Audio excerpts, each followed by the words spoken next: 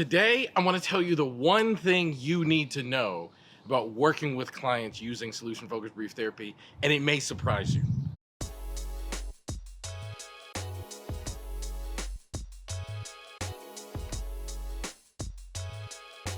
So I get emails a lot, and one of the emails I got recently was from a woman who was saying like she's concerned about using solution-focused brief therapy because she's afraid she's going to be like setting her client up for wishful thinking. She's afraid that if we talk to the client about their desired outcome, and then they go into their natural life and it doesn't happen, and they just like they we talk about my desired outcome and I talk about what I hope for, and then I have to go like home into my regular life and now I'm just super disappointed. She's afraid of using solution focused brief therapy because she's afraid it sets her clients up for that level of disappointment.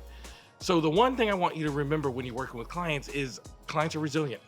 Like, people are strong, and avoiding disappointment is the worst reason to avoid trying.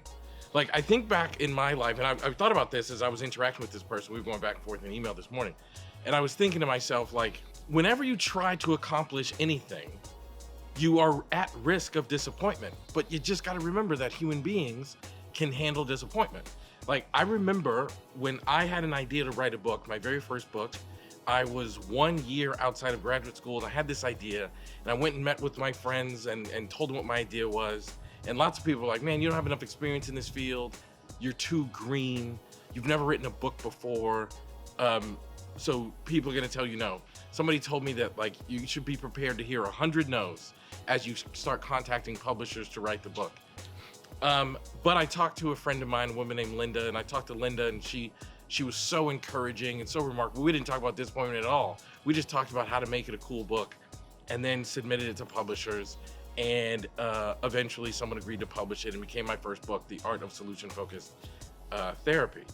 And I think about that and I think, imagine if I had not done that for fear of the disappointment of people telling me they didn't want to publish my book. Like, how many things in my life subsequent to that wouldn't have happened? I'm now up to 4 books, working on my 5th, by the way. So I'm like, I now, as a result of those books, I've been invited to speak all over the world, and I've met and have super close friends in England and in South Africa and other parts of Europe and in Canada, in New Zealand. Like, all of that happened because I took that risk.